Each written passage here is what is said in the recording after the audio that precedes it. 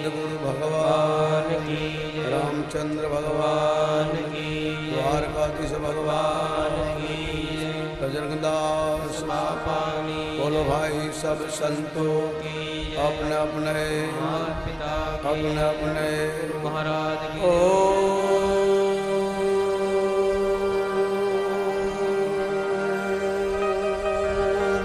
नमः पार्वती पदया हर हर महादेव।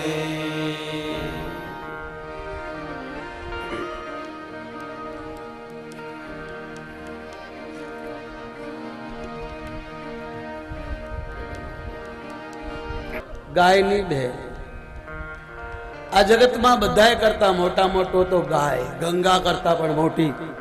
કાલે તમે સાંભળ્યું કે ગાય ગંગાજીમાં પાણી પીવા ગઈ તો ગંગાએ કીધું તારું મોઢું એટલું તું વિષ્ટા ખાય છે, તારું મોઢું ન બોલ. તો ગંગાજી કીધું ભલે હું મારું મોઢું એટલું પણ હું તારી કરતા મોટી છું, તારી કરતા મારું માન વધારે છે, તારું તો ખાલી જળ જ કામ લાગે છે. તને ખબર મારું મળ મારું મૂત્ર આ કામ લાગે, તારી કરતા મોટી છું. ગંગા કીધું કેમ બને? બોલે ચાલ બાપા. ગંગા અને ગાય બંને બ્રહ્માની દીકરી છે, બંને બાપ પાસે આવે. ગાય કે હું મોટી, ગંગા કે હું મોટી. બાપને શું સમજવું? એક ગામમાં જ બે દીકરી હોય અને પ્રજાપતિની હોય, બાપ કુંભાર હોય અને ત્યાંથી દીકરીઓ એમ થાય લાય ગામમાં મારી બે દીકરીને મળવા જાઓ. એમાં એ બાપ પહેલા મોટી દીકરીને ઘરે જાય, બાપ આવે, દીકરી રાજી થાય, બેસાડે. પહેલાના જમાનામાં બાપ દીકરીનું ખાતા પીતા નહોતા. પરાણે કે બાપા પાણી પીઓ. બોલે બેટા દીકરીનું ના લેવાય, આ દેશમાં દીકરીનું દાન થાય, દીકરીનો રૂપિયો ન લેવાય, દીકરીને વેચાય નહીં.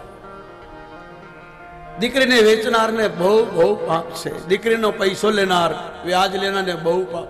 વૃંદાવનમાં એક ટોયલેટ સાફ કરનારી બાઈ, ઝાડુ સાફ કરનારી બાઈ, બજાર સાફ કરનારી બાઈ, ગંદો વાહડો હાવણો બગલમાં છે, માથે ટોપલો છે, એમાં માંસ છે, પોતે રસવલ્લા અવસ્થામાં છે, લોહીથી કપડા ભરેલા છે, છતાંય પાણી સાંટતી સાંટતી નીકળે છે.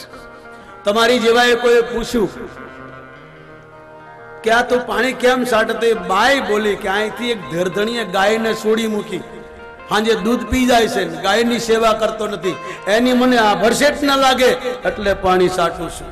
આ ગાય આગળ ગઈ. કોઈ પૂછ્યું કે કેમ પાણી સાટે? બોલે એક અહીંથી દીકરી વાળો બાપ દીકરીના પૈસા લીધા એટલે મને આ ભરસેટ ન લાગે, મારી કરતા પવિત્ર છે એટલે પાણી સાટું છું. ગાય અને ગંગા આટલી મહિમા રાખી. પ્રજાપતિએ મોટી દીકરીને કીધું બેટા કેમ છે, બધું સારું છે ને? તો મોટી દીકરી બોલી પિતાજી બધું સારું છે, તમે તો બાપ છો, બાપ એટલે મારા માટે ભગવાન. દીકરીનો બાપનો સંબંધ અલગ હોય, દીકરીને ગમે એટલી ગાળો બોલો સહન કરે, પણ બાપ હમું બોલો એટલે દીકરી સહન ન કરે, એ તરત કહે મારા બાપનું કઈ ન કહેતા.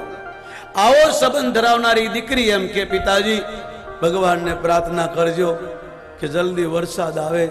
આ માટી લાઈ નાખી છે, પાણી નથી, કુવાવાળા ભરવા દેતા નથી, બોરવાળવા ભરવા દેતા નથી, જાણે એનું ન હોય. આપણા દેશમાં લોકો પરબ બાંધતા, અવેડા બાંધતા, બહાર નળ રાખતા. હવે તો લોકો એમ કે મારું પાણી છે, રૂપિયા આપો ને પછી ભરો. લ્યા તું ક્યાંથી તારો? એટલે તો વરસાદ બંધ થયો, પાણી વેચતો થયો. એટલે તો દીકરી બાપને કહે છે ભગવાનને પ્રાર્થના કરજો વરસાદ આવે ને બાપ તો મટ્ટી ભીલી થાય, માટલા ઘડીએ, કુલર ઘડીએ, તાવડીઓ ઘડીએ, માટીના બર્તન ઘડીએ, તમારો ગુજારો ચાલે.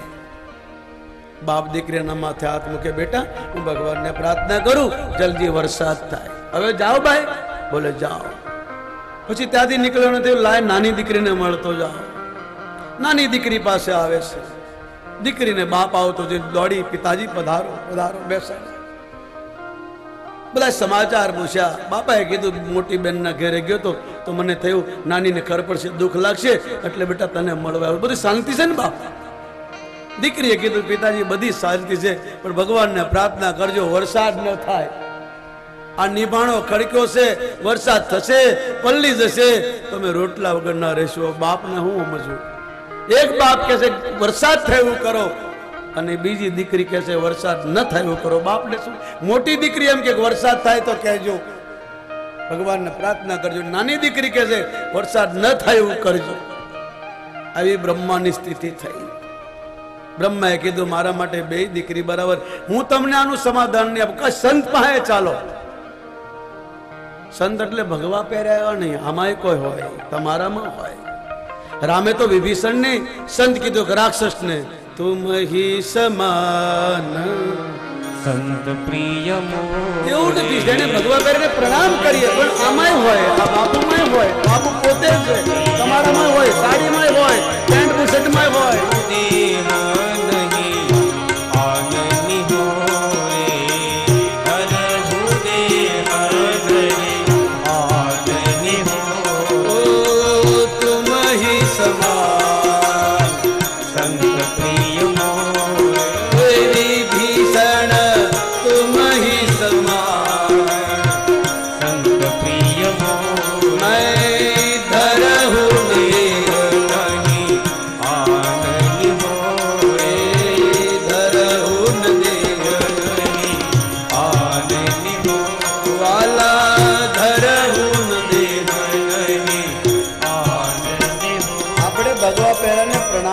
હું કોઈ સંત નથી, સંતનો દાસ છું, પણ કોઈ તમને કે ભગવા વસ્ત્રમાં કે મને ભગવાન મળ્યો તો બહુ માનવું નહીં. ભગવાન કહેવાની વસ્તુ નથી. કોઈ મૂંગાને તમે કેરી આપો અને પછી એને પૂછો કેટલી મીઠી, તો એ બતાવી નહીં શકે. તમને કહેશે તું ચાખી જો. એમ ઈશ્વર અનુભવની વસ્તુ છે. ભગવા પહેરાને પ્રણામ કરીએ, પણ સંતો તમારામાં હોય, સાડીમાં હોય, પેન્ટ બશર્ટમાં હોય. ભગવાને એક રાક્ષસને સંત કીધો, રામે ભરતને સંત કીધા, બૃહસ્પતિએ જયંતને સંત કીધો. અરે કાગમુસંડી બોલ્યા, હે ખગરાજ, સંતો ક્યારે મળે? લક્ષ્મણજીએ પૂછ્યું સંત કોને કહેવો, ગરુડજીએ પૂછ્યું સંત કોને કહેવો, નારદે પૂછ્યું સંત કોને કહેવો. રામે સંતની વ્યાખ્યા કરી છે. ભાગવતમાં કૃષ્ણને ઉદ્ધવ પૂછે સંત કોને કહેવો. ભગવાન ભોળાનાથને સનકાદી ઋષિ બોલે સંત કોને કહેવો. અરે ભીષ્મને યુધિષ્ઠિર બોલે સંત કોને કહેવો. સંતની વ્યાખ્યા છે. આ દેવી ભાગવતમાં શિવ કથા આવે છે, રામ કથા આવે છે, કૃષ્ણ કથા આવે. ગાયની કથા તો મુખ્ય છે. વિશ્વામિત્ર ગાય માટે સાધુ બની ગયો, ગાય માટે હથિયાર મૂકી દેવા પડ્યા. પરશુરામે ગાય માટે હજારોને કાપી નાખ્યા. ભીષ્મને ગાય માટે જન્મ લેવો પડ્યો. ભીષ્મ બોલ્યા મળતા મળતા કે કૃષ્ણ તને કહેશે ને કે ચાલો દાદા પાસે આ લાવ્યો ને તને, હવે તમે મને પૂછો છો માનવનો ધર્મ શું? તો યુધિષ્ઠિર વધારે તો હું નહીં કહું.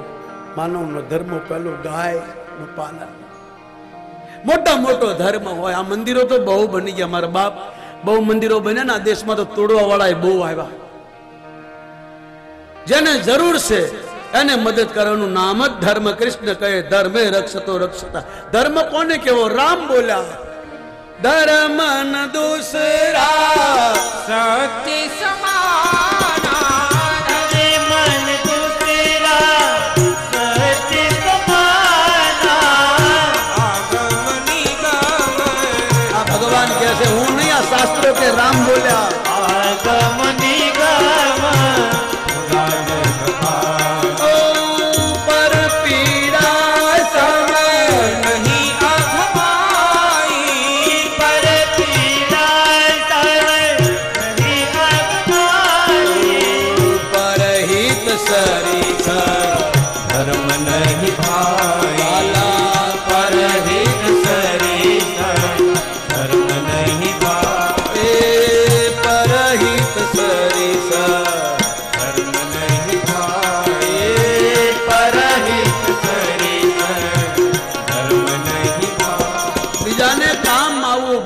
મદદ કરવી એનો જેવો કોઈ ધર્મ નથી. બીજાને દુઃખ આપ્યું અને જો કોઈ પાપને તારે બીજાને મદદ એટલે કોને જરૂર છે? ગાયને.